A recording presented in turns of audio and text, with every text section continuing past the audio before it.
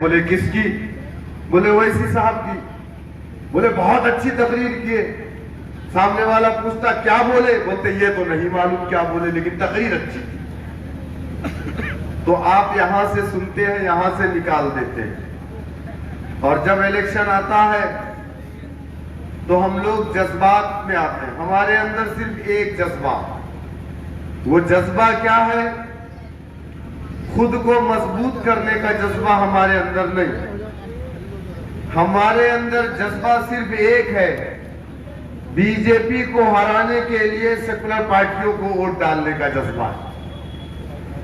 लेकिन इस प्रदेश के अंदर हम ही एक ऐसा समाज है जो समाज कभी अपने आप को मजबूत करने के लिए वोट नहीं डालता। इस समाज ने आजादी के बाद से आज तक दूसरे समाज को मजबूत करने के लिए वोट डाला। कभी हमने ब्राह्मणों को मजबूत करने के लिए कांग्रेस पार्टी को वोट डाला,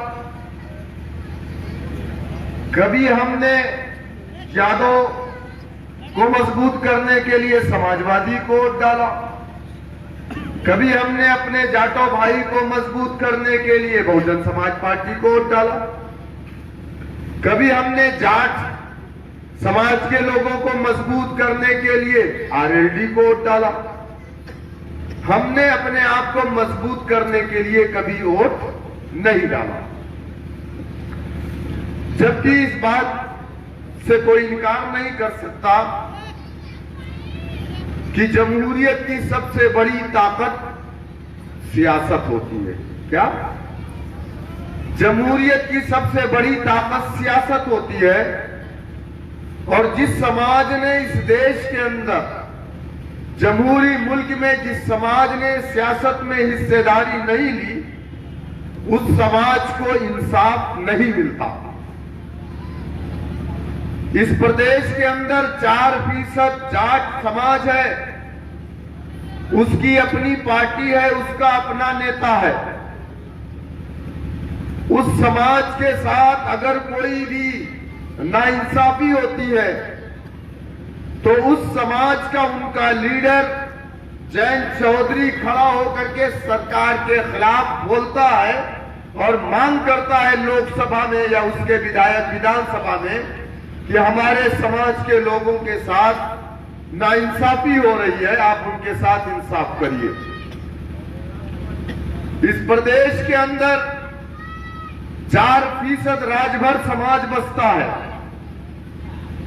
उनका नेता है, उनकी पार्टी है, उनका डंडा है, उनका झंडा है। आज उनका नेता उत्तर प्रदेश की विधानसभा में खड़ा होकर के नीली पीली टोपी और पीले रुमाल को गले में डाल करके अपने समाज के लिए आवाज उठाता है। 11% इस प्रदेश के अंदर केवट समाज है, जिसे हम निषाद भी कहते हैं, मल्लाह भी कहते हैं। कितना है? 11%। उस समाज की अपनी लीडरशिप है, उस समाज का नेता है, कैबिनेट मिनिस्टर है, उसके 8 एमएलए हैं। आज निषाद समाज की इज्जत है, अगर कोई मामला हो जाए आपसे और निषाद के बच्चे से तो थाने में आप बैठा हो जाओगे, हवालात के अंदर आप डाले जाओगे। निषाद का बच्चा हवालात में नहीं डाला जाएगा, क्योंकि उसकी लीडरशिप है। पुलिस वाला इस बात से खौफजदा है कि अभी उसका लीडर लखनऊ में बैठ करके मेरे खिलाफ बोलेगा। इस प्रदेश के अंदर 4% ठाकुर है। ठाकुरों ने भी अपनी पार्टी बनाई और राजा भैया को अपना नेता मान लिया, जनसत्ता के नाम से उनकी पार्टी। इस प्रदेश के अंदर 11% जाटव समाज है। जाटव समाज की अपनी पार्टी, अपना डंडा, अपना झंडा, अपना नेता। 1 बार 2 बार 3 बार नहीं, 4 मर्तबा उत्तर प्रदेश के अंदर अपनी कौम की बेटी को मुख्यमंत्री बनाया कि नहीं बनाया? उत्तर प्रदेश के अंदर 20% मुसलमान, सारी बेईमानी के बाद हमारी तादाद उत्तर प्रदेश में 20% है।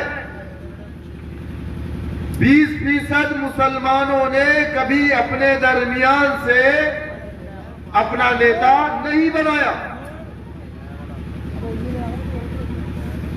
20% मुसलमान उत्तर प्रदेश में 27% जेल की सलाखों में, 7% मुसलमान यादव उत्तर प्रदेश में, 50% सरकारी नौकरी में, 20% मुसलमान उत्तर प्रदेश में, 1% सरकारी नौकरी में। ये नाइंसाफी नहीं है तो क्या?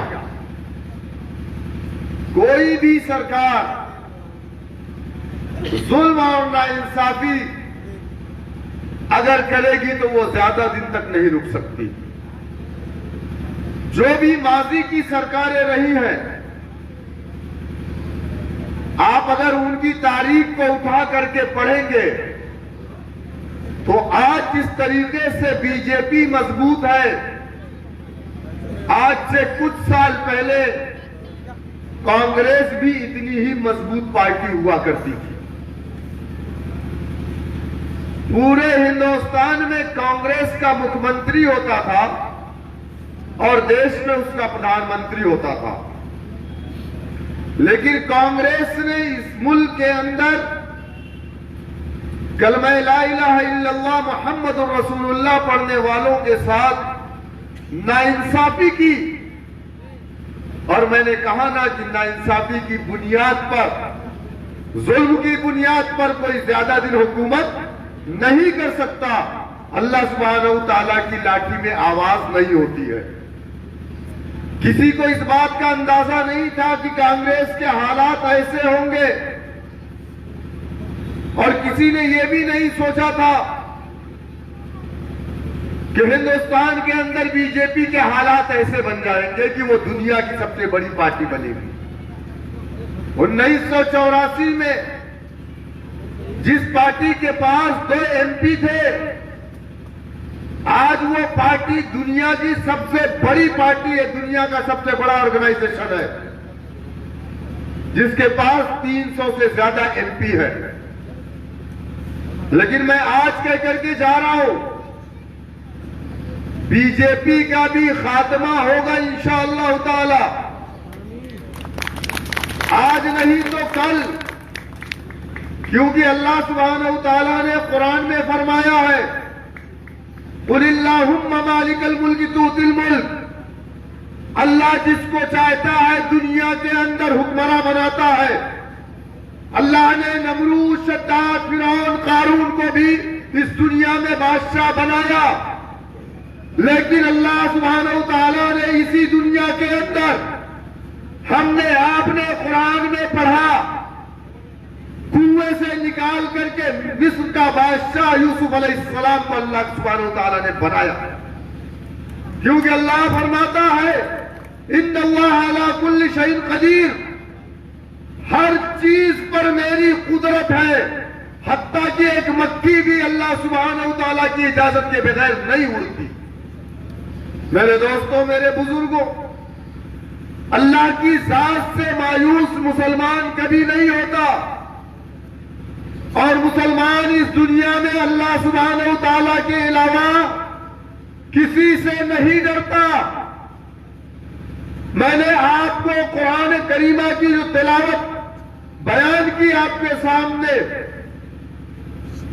कि कुंतुम खैर उम्मतिन उखरिजत लिन्नास, अल्लाह सुब्हानहू तआला ने कुरान में फरमाया कि ऐ लोगों, तुम बेहतरीन उम्मत हो।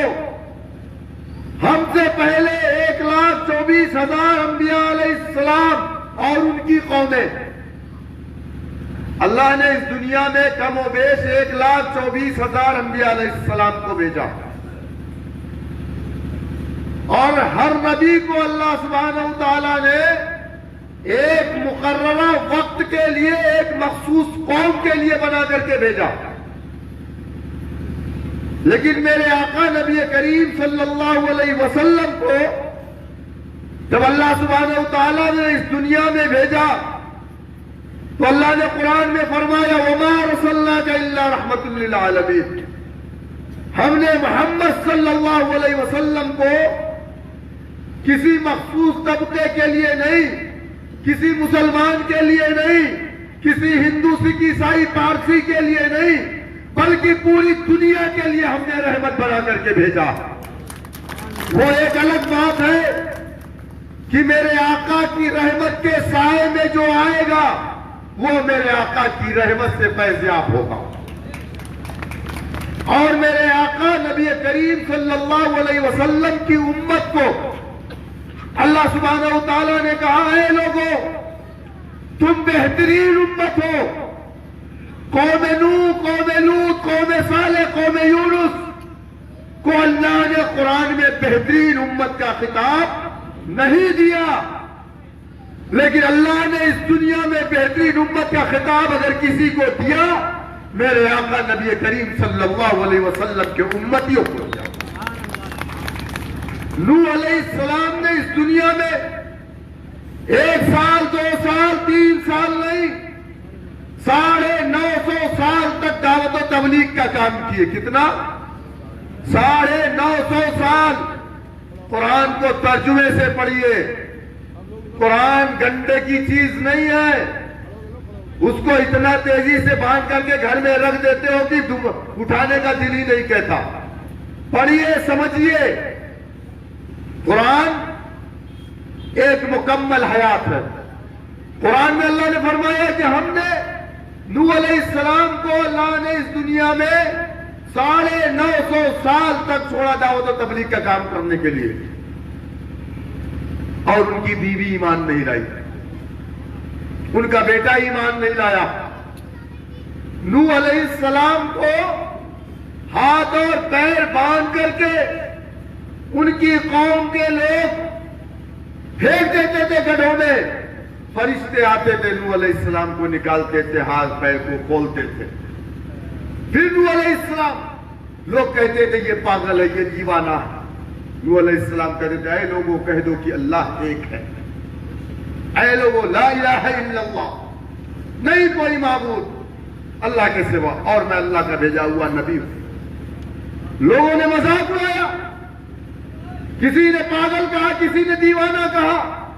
नूह अलैहिस्सलाम को मारते, हाथ तोड़ देते, पैर तोड़ देते, खून आता, गड्ढों में डाल देते। लेकिन जब बीवी ने कहा कि ऐ लोगों क्यों मार रहे हो, ये तो दीवाना है, पागल है, तो नूह अलैहिस्सलाम ने कहा अल्लाह अब तू इंतकाम ले ले। तब अल्लाह ने कहा ऐ नूह तू कश्ती बना, तेरा मानने वाला उस कश्ती में बैठेगा और दुनिया के तमाम परिंदे चरिंदों को कश्ती में डाल। बेटा जाकर के पहाड़ पे खड़ा था, क्या कहा? बोले बेटा तू भी आ जा। बोले नहीं, मैं नहीं डूबने वाला। बोले डूब जाएगा। सबसे पहले बेटा ही गर्क हुआ पानी में। अल्लाह सुब्हानहू व तआला की शान को देखो। उस नूह अलैहिस्सलाम को अल्लाह सुब्हानहू व तआला जन्नत में दाखिल करेगा तो उम्मत मुहम्मदिया की शहादत पर दाखिल करेगा। ये मर्तबा आपका, लेकिन आपने कभी अपने मर्तबे को नहीं समझा। अल्लाह सुब्हानहू व तआला ने इस दुनिया में आपको क्यों भेजा? सुबह उठ करके बढ़िया नाश्ता भेजा, नहारी पाया, खा करके लेट जाए, फिर चले जाए ज़ोहर की नमाज पढ़ ले, फिर आके सो जाए, असर की नमाज पढ़ ले, फिर आके सो जाए, मगरिब की नमाज पढ़ ले, फिर आके सो जाए, इशा पढ़ ले, फिर सो जाए। क्या हमारे लिए यही अल्लाह ने कुरान में फरमाया ना कि मैंने इंसान जिन्नात को इस दुनिया के अंदर अपनी इबादत के लिए पैदा किया। अपनी इबादत का मतलब क्या? अरे मेरा पड़ोसी भूखा सोया है, नाइंसाफी उसके साथ हो रही है, तुम्हारी नमाज भी जाया, तुम्हारी ज़कात भी जाया। अल्लाह सुब्हानहू व तआला तुमसे पूछेगा, क्योंकि मेरे आका ने कहा था है सुनो मेरे उम्मत के लोगों, 40 घर इधर पड़ोसी, 40 घर इधर पड़ोसी, 40 सामने 40 पीछे, 160 घर तुम्हारा पड़ोसी होता है। और मेरे आका ने पड़ोसी की डिफिनेशन कुरैशी, पठान, अंसारी, मंसूरी, शेख, सैयद, हिंदू, मुसलमान, दलित, जाट, जाटो नहीं बोला। क्या कहा? पड़ोसी। वो कोई भी है। और वो पड़ोसी भूखा सोने की तो बात छोड़ दो, आप उसके साथ नाइंसाफी होती है, आप खामोश रहते हैं। आपका हज बेकार, आपकी नमाज बेकार, आपकी ज़कात बेकार, आपके सारे अच्छे अमल जाया हो गए अगर इस दुनिया में या जहां आप रहते हैं वहां पर लोगों के साथ नाइंसाफी हो। तो अल्लाह ने हमें इस दुनिया में इंसाफ कायम करने के लिए भेजा था। सवाल ये होता है कि ये पागल आदमी खड़ा होकर के इंसाफ की बात कर रहा है। अरे हम तो कमजोर लोग हैं, इंसाफ कहां से कायम करेंगे? आज ये उम्मत जिसको अल्लाह ने इस दुनिया के अंदर हाकिम बना करके भेजा, खुदा की कसम दुनिया के अंदर अगर कोई अदल कर सकता है तो वो कलमे ला इलाहा इल्लल्लाह मुहम्मद रसूलुल्लाह पढ़ने वाला कर सकता है। अगर कोई इंसाफ कर सकता है तो वो कलमा पढ़ने वाला कर सकता है। लेकिन आज ये कलमा पढ़ने वाला जिसके दरवाजों पर लोग आते थे, लोगों की पंचायतें नहीं खत्म होती थी तो लोग कहते थे जाओ भोजपुर से फला हाजी साहब को बुला लाओ, वही हक और इंसाफ का फैसला करेंगे। क्या मेरी बात गलत है? आज से 25 साल पहले दूसरे के गांव की पंचायतों को मेरा बाप तोड़ता था अपने इंसाफ के जरिए से। पंडित भी हमको अपनी पंचायत में बुलाता था, हमें गैर मुस्लिम भाई भी हमको अपनी पंचायतों में बुलाता था, क्योंकि उसका यकीन हम पर था कि नहीं, अगर कोई इंसाफ कर सकता है तो वो मुसलमान इंसाफ की बात कर सकता है। लेकिन जो कौम इंसाफ देने के लिए भेजी गई थी, जब वो कौम लोगों के दरवाजों पर इंसाफ की भीख मांगना शुरू कर देगी तो लोग कहते हैं कि इंसाफ देने वाला अब खुद इंसाफ की भीख मांग रहा है, तो अब इसके हाथ आ जाएंगे इंसाफ के लिए। मेरे दोस्तों, मेरे बुजुर्गों, मैं आपको वही लेकर के आ रहा हूं। जमहूरियत की सबसे बड़ी ताकत, मैंने कहा ना, सियासत होती है। क्या सियासत होती है? एक चाय बेचने वाला 35 साल स्टेशनों पर भीख मांगने वाला रात को 8 बजे खड़ा होता है, कहता है बहनों भाइयों आज से 1000